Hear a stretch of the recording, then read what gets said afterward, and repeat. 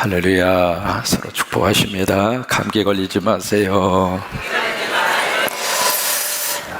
특별히 유튜브를 통해서 지금 예배하는 분들이 무척 많습니다. 그분들도 감기 걸리지 않도록 한번 유튜브를 통해서 지금 예배하는 분들에게 자, 손을 좀 들으시고 카메라로 우리 한번 비춰줘요. 자, 우리 유튜브로 예배하는 분들에게 인사 한번 하십니다. 너무 멀리 잡지 말고 가까이 좀 잡아요. 자, 감기 걸리지 마세요. 한번 인사해 주시기 바랍니다. 감기 걸리지 마세요. 예. 오늘 다니엘 4장에 보시면은 4절에서 18절까지 가장 많이 나오는 단어가 있습니다. 무슨 단어냐면 나라고 하는 단어입니다. 4절에서 18절까지 나라고 하는 단어가 몇 번 나오느냐면 12번 나옵니다. 그래서 영어로는 이제 I라고 하는 단어이고 우리말 번역에서는 나 또는 내가라고 하는 말로 계속해서 4절에서 18절까지 그 단어가 계속 반복이 됩니다. 이제 그렇게 이야기했던 느부갓네살 왕이 1절에서 3절로 가서 보시면 나라고 하는 단어가 싹 빠지고 그 단어 속에 지극히 거룩하신 분, 그분이 누구일까요? 하나님이십니다. 그러니까 1절로 3절의 그 신앙의 고백은 바로 신앙의 고백이 있기 전에 4절에서 18절까지 과거에 그랬다 그 말이에요. 과거에는 철저하게 나, 내가 그 중심으로 살았던 사람이 어떤 사건을 계기로 해서 그의 인생 가운데 나 그리고 내가 라고 하는 이 생각과 이 마음이 확 바뀌어져서 이제는 누구 중심으로 생각을 해요? 하나님 중심으로. 여러분, 이 나 또는 내가 라고 하는 것을 다른 말로 뭐라고 이야기하느냐면 에고라고 그럽니다. 에고. 이 자아라고 하는 것을 에고라고 그러거든요. 그리고 여기에 자기 중심으로 이렇게 빠져 들어가는 사람을 에고이스트라고 합니다. 여기다 IST를 붙여서 에고이스트 또는 에고이즘이라고 하는 말을 붙이게 되는 거예요. 그것이 바로 자기 중심, 그리고 그것을 다른 말로 이기주의라 그렇게 이야기해요. 이게요, 에고라고 하는 이거 자기 중심적인 생각과 자기 중심적인 판단, 이게 사실은 은혜 받기 전에 우리들의 모습이에요. 우리가 성령 체험하지 못하고 하나님을 만나지 못하고 복음이 내 속에 들어오기 전에는 철저하게 누구 중심이에요? 나 중심이에요. 그래서 끊임없이 우리는 주인을 누구로 섬길 것인가, 그게 이제 우리 신앙의 싸움이거든요. 나를 중심으로 내 삶에 대한 모든 것을 꾸려갈 것인가, 그것이 바로 에고이스트거든요. 에고이즘이에요. 나밖에 없습니다. 거기에는 무슨 복음이 있는 것도 아니고 성령님이 계시는 것도 아니고, 그러다 보니까 이웃이 보일까요? 안 보일까요? 안 보입니다. 나 외에는 아무것도 보이지 않습니다. 그것이 은혜 받기 전에 우리들의 모습이에요. 그런데 우리가 성령 안에서 하나님의 말씀으로 하나님의 은혜를 깨닫고 나서는 에고라고 하는 이 단계가 서서히 부서집니다. 부서지고 그 자리에 누가 지금 서서히 채워져 가느냐면 성령님이 채워지고 하나님이 채워지고, 호산나가 그냥 온 게 아닙니다. 에고가 깨져서 온 겁니다. 서로 축복하세요. 에고가 깨졌군요. 그러니까 성령님이 채워지니까 이 새벽에 이 찬양의 영성의 자리에 하나님이 앉게 하시는 것이거든요. 바로 그 모습을 오늘 다니엘서 4장에서 그대로 우리가 들여다보게 됩니다. 사람이 이 에고이스트, 이기주의에 빠지면 어느 정도 우리 사람이 극단적으로 되는가요? 여러분이 이제 지옥에 떨어졌습니다. 지옥에 떨어져 보니까 와, 세상에 그 뜨거운 불구덩이 속에서 막 기로하는데 딱 보니까 위에 하나님이 보이는 거예요. 그러니까 하나님에게 막 하소연을 합니다. 나 좀 여기서 끄집어내 달라고. 그래서 이제 하나님이 그에게 말합니다. 당신이 땅에 있는 동안 좋은 일 한 게 뭐냐고. 한 가지라도 말을 하면 내가 당신을 끄집어내 주겠다. 곰곰이 생각해 보니까 좋은 일을 하는 게 아무래도 생각이 안 나는 거예요. 그때 어느 날 뭐가 하나 번뜩하고 생각이 났습니다. 이렇게 나무 밑에 가만히 앉아 있는데 이렇게 호숫가에 거미 한 마리가 물속에 푹 떨어져서 이 거미가 기어나오지를 못하는 거예요. 이제 그 모습을 보는 순간 불쌍하다 생각해서 나뭇가지로 거미를 살짝 건드려서 건져준 것이 생각이 나는 거예요. 그래서 이제 그것을 이야기하니까 하늘에서 금줄이 쫙 내려오는 거예요. 그래서 이제 금조를 타고 천국으로 막 올라가는데, 이 사람이 금조를 딱 타는 순간 위로 이제 올라갈 거 아니겠습니까? 근데 거기에 지옥에 있었던 사람들이 갑자기 어느 한 사람이 위로 올라가니까 막 발을 잡고, 그 다음에 허리춤을 잡고, 나도 좀 같이 좀 올라가자고, 나도 좀 같이 좀 올라가자고 막 그렇게 막 붙들으니까, 이 사람이 거기에 자기 발, 허리 춤 붙는 사람 발 팍팍 차면서, 이 사람들 말이야 왜 그러냐고, 그러면서 팍 그 사람들을 발로 차버리는 순간 금줄이 톡 떨어져서 지금도 지옥에 있대야.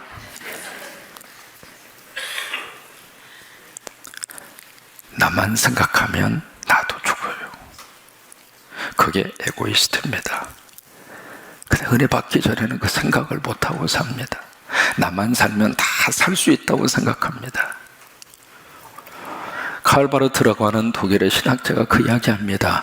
우리가 무너뜨려야 할 마지막 장벽은 에고다, 자아다.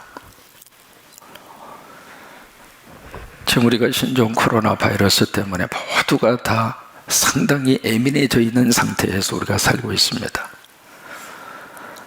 지난 주간 우리는 중국의 우한 지역에서 전세계 2대를 통해서 교포들이 한국으로 왔습니다.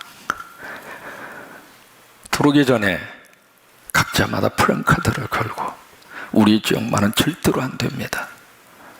만약에 우리 지역으로 들어온다면 트럭트를 동원시키고, 그 다음에 사람들을 동원시켜서 절대로 그 사람들이 우리 지역에 들어올 수 있는 것을 막겠습니다. 심정은 이해를 갑니다.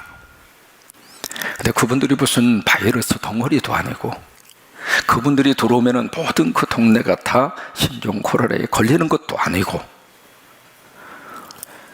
그럼 어디로 가라고 하는 것인가? 그 모습을 보면서 무슨 생각이 들었냐면, 과연 우리 대한민국이 과거에도 그랬는가?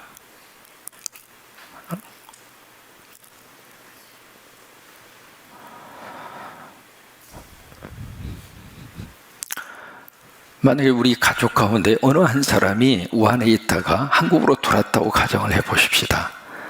그러면 그 가족 가운데 한 사람이 그렇게 해서 지금 어떻게 해서 그 불안과 두려움 속에 떨던 그분들이, 그래도 정부가 나서서 국가가 나서서 전 세계를 동원시키고, 여러분 이번에 많은 나라가 있습니다만은 대한민국처럼 발빠르게 그렇게 해서 교면을 끄집어오는 나라가 흔치 않습니다. 그 정도로 정부가 발빠르게 나서서 그 교민들을 지금 수송을 해서 우리 가족에 들어오게 됐다, 그 말이에요. 근데 그 가족에 들어오는데 모든 사람들이 가로막고 우리 지역은 안 됩니다. 그럼 우리 심정이 어떨까? 우리가 지금 알게 모르게 이 속에 우리가 깊이 지금 빠져 있습니다. 이게 우리가 은혜 받으면서 어떻게 하면 이것을 부술까? 이것이 사실 나를 살리는 것이 아니라 사실은 나를 죽이는 거예요. 그러니까 내가라고 하는 이 내가주의에 철저히 빠져 있었던 느부갓네살 왕이, 그가 하나님을 만나고 하나님의 거룩한 은혜를 체험하고, 그 이방인이거든요. 바벨론의 제국의 왕이잖아요. 그 사람이 이제는 하나님으로, 우리의 생각 속에 이런 은혜가 넘칠 수 있게 되기를 주의 이름으로 축원합니다. 믿음 생활하는 게 뭡니까? 하나님의 말씀으로 내가 달라지는 거잖아요. 기도하는 게 뭡니까? 내 필요한 것을 받아내기 위해서 기도하는 그것이 아니잖아요. 예배드리는 게 뭐예요? 내 욕심을 채우기 위해서 예배드리는 건 아니잖아요. 하나님의 말씀을 통해서 우리 스스로가 자꾸 이 생각과, 지금 가면 갈수록 이 에고이즘이 무엇으로 발전되는가? 이것이 바로 지역주의, 이것이 국가주의, 그것으로 좀 계속 바꿔지고 있습니다. 그 다음에 두 번째로, 이 다니엘서 4장에 보시면 두 번째 꿈을 꾸잖아요. 첫 번째 꿈을 꾸었을 때는 거기에 이제 해석을 요구받았을 때 해석할 수 있는 그런 길이 하나도 없었습니다. 왜냐하면 꿈을 이야기를 안 해주니까. 꿈을 꿨는데 그 꿈도 이야기해라. 그 꿈의 내용도 해몽을 해라. 그러니까 누가 그것을 알아낼 수가 있겠습니까? 그러니까 이 장에서 꾸었던 이 첫 번째 꿈에 대해서는 누구도 그것을 알아낼 수 있는 방법도 없고 해석할 수 있는 능력도 없었어요. 근데 이 4장에서 두 번째 꿈을 꾸잖아요. 이 꿈은 그렇게 어려운 꿈이 아닙니다. 왜냐하면 지금 쭉 느부갓네살 왕이 자신이 꾸었던 꿈을 여기에서 8절로 쭉 스스로가 이야기하고요. 그러고 나서 그 꿈의 메시지가 뭔가 그것도 그 꿈 속에서 이미 다 받았어요. 스스로가 지금 말을 하고 있거든요. 그러면 그 내용에 대해서 해석하기가 어려울까요? 쉬울까요? 쉽습니다. 왜? 누구든지 다 이해할 수 있어요. 근데 이게 바벨론 사람들에게 딱 해석을 요구했는데 여기 느부갓네살 왕 스스로가 그렇게 이야기를 해요. 그렇게 해석을 하라고 이야기했는데 여기 7절에 보시면은 그렇게 이야기하죠. 내가 그 꿈을 그들에게 말하였으나 그들은 누구냐면 박수, 술개, 술사, 점쟁이 그들이죠. 그 해석을 내게 어떻게 해서 알려주지? 그러면 몰라서 이야기 안 했을까요? 알면서도 이야기하지 않았을까요? 1번일까요? 2번일까요? 2번입니다. 왜 그랬을까? 이게 꿈의 내용을 가만히 이렇게 들어보니까 그 꿈이 지금 누구에 대한 꿈이에요? 느부갓네살 그 왕입니다. 그리고 잘 된다는 꿈이에요? 안 된다는 꿈이에요? 안 된다는 꿈이에요. 그러면 꿈에 대해서 해석을 딱 해주면 그 왕이 가만히 있겠습니까? 자기 목숨이 달려있는 일이에요. 그러니까 말하고 싶지 않은 거예요. 그러면 다니엘은 왜 그 순간에 이야기를 했는가? 그 다니엘은 그것을 몰라서 이야기했는가? 아니에요. 다니엘은 다 알고 있었죠. 그러면 이 꿈 이야기하면 느부갓네살 왕 당신이 어떻게 된다고 하는 것을 지금 예언적으로 이야기를 해줘야 되거든요. 근데 예언적으로 이야기해줘야 되는데 왜 큰 나무가 밑동지가 잘려지게 될 것이요 그 나무는 바로 당신이요. 그 이야기를 해줘야 되잖아요. 그러면 그 순간에 다니엘이 그 순간 자기의 목숨이 왕에게 달려있다고 하는 것을 몰라서 이야기를 한 것이 아니라 그걸 알면서도 이야기한 거예요. 왜 그랬을까요? 누가 더 두려우니까? 왕보다도 하나님이 더 두려우니까. 이 꿈은 하나님이 주셨구나. 하나님의 메시지가 담겨져 있구나. 그러니까 하나님이 더 두려우니까 다니엘은 그 순간에 왕에게 그 꿈에 대한 해몽을 정직하게 해줄 수 있었던 거예요. 사람은 끊임없이 이 두려움이나 fear라고 하는 이 두려움이라고 하는 단어가 우리 속에 계속 떠나지 않습니다. 일이 잘 돼도 두렵고 안 돼도 두렵고 건강해도 두렵고 병들어도 두렵고 바이러스가 저쪽에서 나와 있다는데 여기에 가까운 지역의 목욕탕 어느 한쪽에 한 분이 지나갔다고 그래서 어제 잠깐 들어보니까 그냥 매스컴들이 막 벌떼처럼 달려들어서 막 계속 찍어대니까 목욕탕 주인이 나오셔가지고 그만 좀 찍으라고. 목욕탕 주인은 무슨 죄입니까? 그분 보고 오라고 그랬습니까? 뭐 가라고 그랬습니까? 왔다 간 줄을 어떻게 알겠어요? 그분이 거기 왔다 갔다 그러니까 왔다 간 줄이 아는 거죠. 그리고 거기에 그게 바이러스가 있는지 없는지 목욕탕 주인이 어떻게 알겠어요? 이전에 이제 매스컴이 딱 해서 만약에 그거 다 보도를 해버리면 그 목욕탕 어떻게 됩니까? 이게 사람마다 이 두려움이라고 하는 이것이 떠나지를 않습니다. 떠나지를 않는데 오늘 여기 다니엘 같은 경우에는 무엇을 이야기해 주고 있는가? 두려워하는데 두려워할 대상이 과연 누구냐 그 말이에요.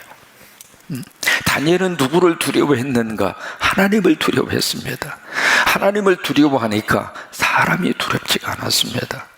근데 거꾸로 사람이 두렵고 환경이 두려우면 하나님이 두렵지 않습니다. 그러면 만약에 우리가 하나님을 두려워하자면 우리 미래가 어떻게 될까요?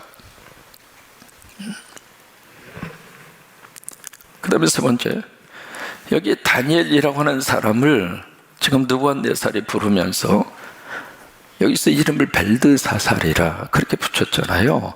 그러면서 이제 그렇게 된 연유를 8절에서 왕이 그렇게 이야기합니다. 뭐라고 이야기하느냐면 그 후에 다니엘이 내 앞에 들어왔으니 그는 내 신의 이름을 따라서 이렇게 벨드사살이라고 하는 이 다니엘 이름을 이제 바벨론식으로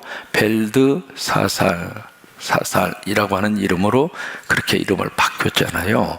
이름을 바꿨는데 왜 이 이름을 붙여줬는가? 내 신의 이름을 따라. 느부갓네살 왕이 그렇게 이야기하잖아요. 그 내 신의 이름, 바벨론 사람들이 섬기는 느부갓네살 왕이 섬기는 신의 이름이 벨이에요. 벨. 이 벨이 다른 말로 말하면 마르둑 또는 말뚝이라고 하는 신입니다. 그러니까 그 벨, 자기가 섬기는 신의 이름을 따라 벨이라고 하는 신의 이름을 넣어서 드사살이라고 하는 이름을 붙여준 거예요. 그러면 원래는 그의 이름이 다니엘이잖아요. 그러니까 여호와를 섬기는 사람은 하나님을 섬기는 사람답게 그의 이름을 따라서 이름을 지은 거예요. 그래서 이름 속에 엘자가 들어있는 거예요. 사무엘이라든지 이스라엘이라든지 엘리사라든지 엘리야라든지 다 엘자가 들어있는 거예요. 그 엘자라고 하는 것은 하나님이라고 하는 뜻이거든요.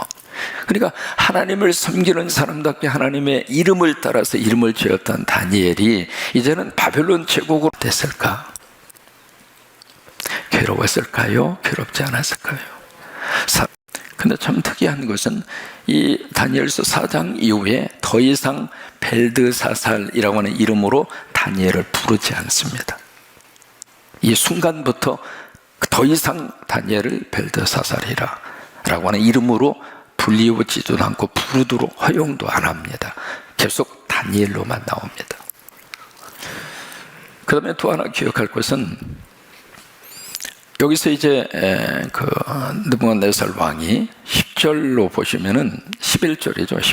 10절부터 그가 그가 꾼 꿈을 10절부터 쭉 이야기해요.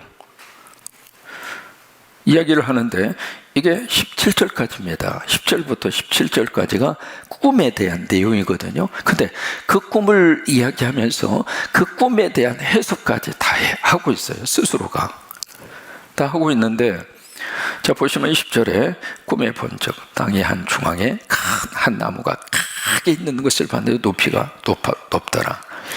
11절 나무가 자라서 견고해지고 높이가 하늘을 닿았으니 모양이 땅 끝에서도 보이겠고 잎사귀는 아름답고 열매는 많고 만민들이 먹을 것이 될 만하고 들짐승까지 공중에 나는 새까지 육체를 가진 모든 것이 거기에서 먹더라. 이제 그 꿈을 지금 꾸는 거예요. 그다음 13절에 갑자기 한 순찰자, 한 거룩한 자. 이 순찰자라고 하는 것은 다른 말로 말하면 메신저입니다. 메신저. 어떤 소식을 가지고 오는 어떤 메신저. 이 메신저가 어디서 왔느냐면 하늘로부터 온 사람이에요. 근데 그 사람이 딱 나타나더니 무슨 일을 하느냐면 14절 소리를 질러서 나무를 베어. 나무를 자릅니다. 가지를 자르고요. 잎사귀를 다 떨구고요. 열매를 다 뿔뿔이 다 흩어지게 하고요. 짐승들을 다 떠나게 하고 그리고 새들이 그 가지에 앉은 새들을 다 쫓아내죠.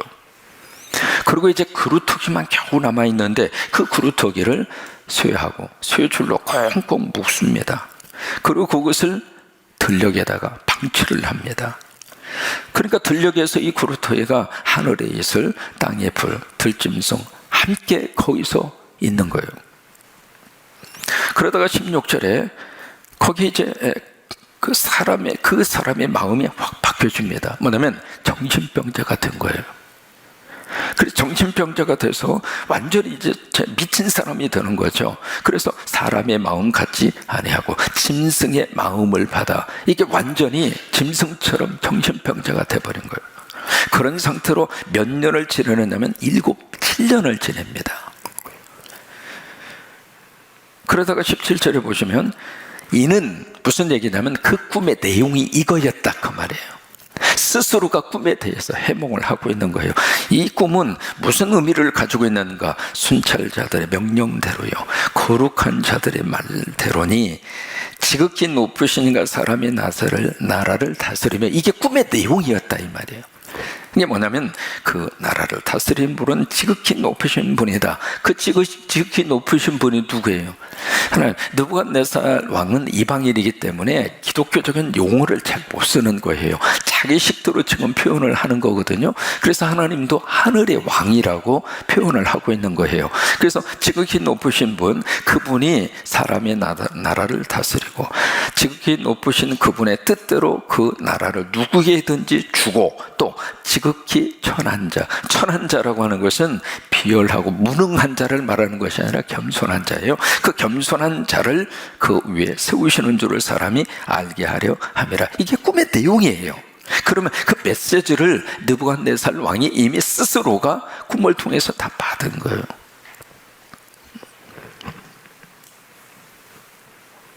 그래서 18절에 나 느부갓네살 왕이 이 꿈을 꾸었으니, 나라는 말 계속 하고 있잖아요. 너 벨드사사라, 그 해석을 밝히 말하라. 내 나라 모든 지혜자가 능히 내게 그 해석을 알게 하지 못하였으나, 알게 하지 못한 게 아니죠. 말하기 싫었던 거죠.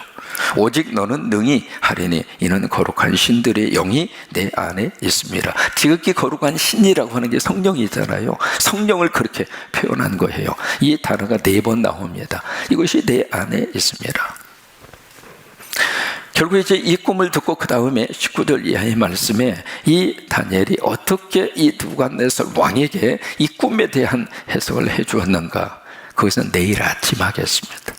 내일 아침에 나오시면은 그 내용을 말씀을 이어가겠습니다. 이게 시리즈이기 때문에 내일 안 나오면 뭔가가 조금 거시기 할 겁니다. 좀 궁금하실 거예요. 도대체 그 속에 어떤 의미를 담아서 다니엘이 그에게 해석을 했고, 그 꿈이 오늘 우리에게는 어떤 의미를 가지고 있는가, 그것은 내일 할 터이니까 서로 한번 약속하시죠. 내일 또 와야 되겠습니다. 여러분, 오늘 하루 주 안에서 건강한, 그리고 바이러스 걸리지 마시고 행복한 하루 되시기를 주의 이름으로 축원합니다.